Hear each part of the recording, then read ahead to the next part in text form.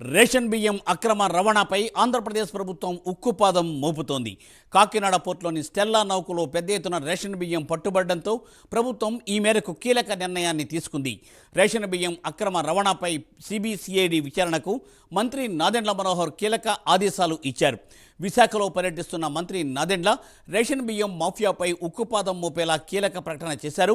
కొద్ది రోజుల క్రితం కాకినాడ పోర్టులో పెద్ద ఎత్తున రేషన్ బియ్యం అక్రమ రవాణాను అధికారులు అడ్డుకున్నారు.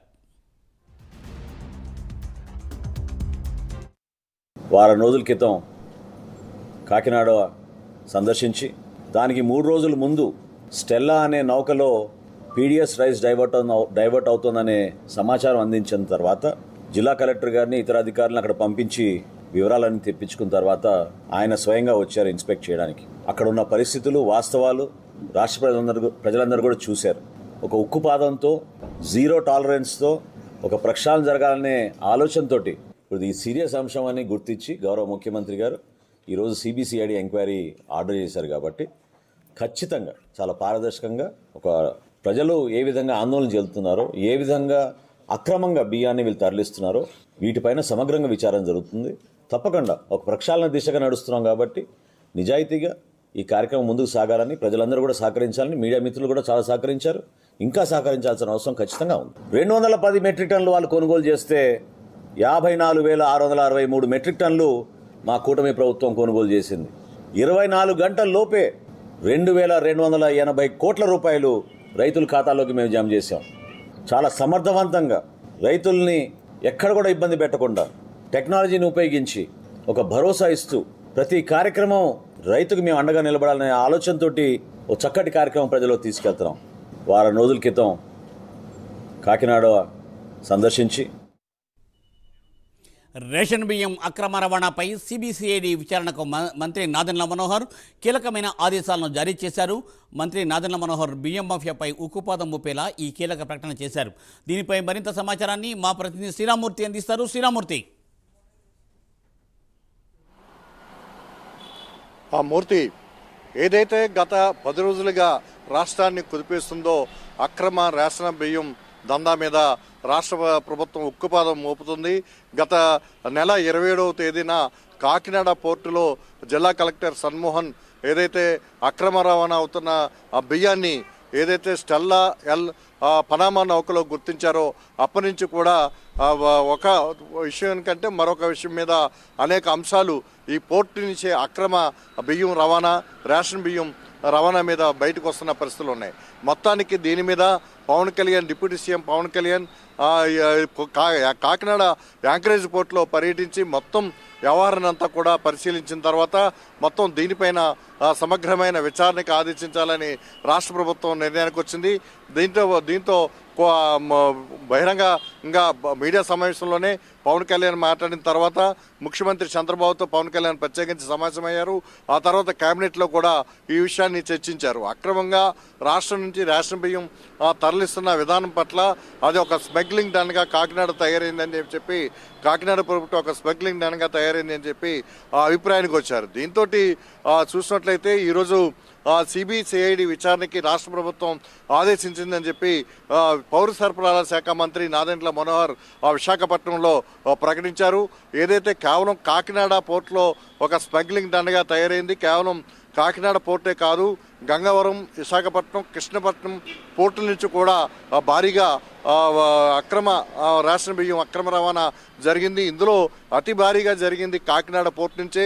గత 3 ఏళ్లలో చూసినట్లయితే 1,31,00,000 మెట్రిక్ టన్నుల బియ్యం రేషన్ బియ్యం అక్రమంగా విదేశాలకు ఎగుమతి చేశారు.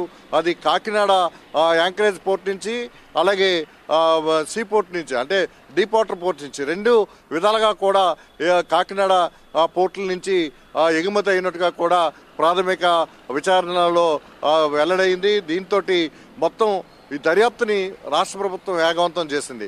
ప్రస్తుతం 5 శాఖలకు చెందిన 10 మంది బృందం దీని మీద సమగ్ర విచారణ జరుపుతున్నారు.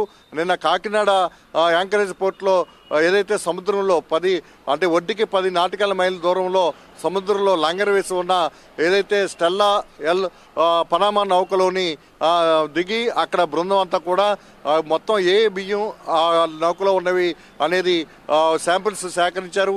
మొత్తం 52,000 మెట్రిక్ టన్నుల బియ్యాన్ని లోడ్ చేసుకుని విదేశాలకు వెళ్లే సామర్థ్యం కలిగిన ఈ స్టెల్లా ఎల్ పనామా నౌకలో 38,000 టన్నుల మెట్రిక్ టన్నుల అప్పుడు బియ్యం లోడులు ఉన్నాయి. దీంట్లో రేషన్ బియ్యం సంబంధించి అక్రమంగా అందులో ఎగుమతి చేసిన బియ్యం 641 మెట్రిక్ టన్నులు ఉన్నట్లు గుర్తించారు. అదే కాకుండా ఇంకా దిగువన అరలో ఏమున్నాయి మిగతా అట్లా కూడా ఏమున్నాయి అనేది కూడా విచారణ జరుపుతున్నారు. ఓ పక్క రెవెన్యూ, సివిల్ సప్లైస్, పోలీస్, అలాగే నేవీ, కస్టమ్స్ అధికారులందరూ కలిపి ఈ బృందంలో 10 మంది బృందంలో నిన్న విచారణకి జిల్లా కలెక్టర్ సన్మోహన్ ఆదేశించారు. దాని మీద ఒకవైపు అది విచారణ జరుగుతూ ఉంది, దర్యాప్తు కొనసాగుతూ ఉంది, శాంపుల్స్ సేకరణ జరుగుతూ ఉంది. మరోవైపు ఆ బియ్యం ఎక్కడి నుంచి వచ్చాయి, ఎక్కడ ఎగుమతైనాయి, ఎక్కడ దిగుమతి అవుతున్నాయి అన్ని అంశాలన్నింటినీ కూడా కూలంకషంగా అధ్యయనం చేసిన తర్వాత విచారణ జరిపిన తర్వాత ఆ నివేదిక కూడా అందించాలని కలెక్టర్ ఆదేశాలు ఇచ్చారు. ఈలోగా రాష్ట్ర ప్రభుత్వం, కూటమి ప్రభుత్వం ఇప్పటికే చంద్రబాబు నాయుడు, పవన్ కళ్యాణ్ కలిపి చర్చించుకోవడం, ఆ తర్వాత కేబినెట్లో దీని మీద చర్చ జరగడం, దీని మీద ఈ అక్రమ రేషన్ బియ్యాన్ని రాష్ట్రంలో అరికట్టడానికి తీవ్రమైన చర్యలు తీసుకోవాలి, కఠినమైన చర్యలు తీసుకోవాలి, ఉక్కుపాదం మోపాలి, అవసరమైతే పీడీ యాక్ట్ కూడా వీరి మీద ప్రయోగించాలి, ఈ వ్యాపారం చేస్తున్న వారి మీద పీడీ యాక్ట్ని కూడా పెట్టాలని చెప్పేసి కూడా నిర్ణయానికి వచ్చారు. దాని మీదే ఒక పీడీ యాక్ట్ని కూడా త్వరలో నమోదు చేస్తామని కూడా ఇప్పుడు నాదెండ్ల మనోహర్ ప్రకటించిన పరిస్థితి ఉంది. అయితే ఇప్పుడు సిబిసిఐడికి సంబంధించి ఎవరిని దీనికి టీమ్గా వేశారు, ఎవరెవరు ఇందులో ఉంటారనేది ఇప్పుడు కూటమి ప్రభుత్వం ఉత్తర్వులు జారీ చేయాల్సి ఉంది. ఆ ఉత్తర్వుల్లో పోలీస్ అధికారులు ఎవరెవరు ఉంటారో, టీం ఎవరెవరు ఉంటారో తెలుస్తుంది. అయితే ఇది ఎంతకాలంలో దర్యాప్తు ఉంటుంది?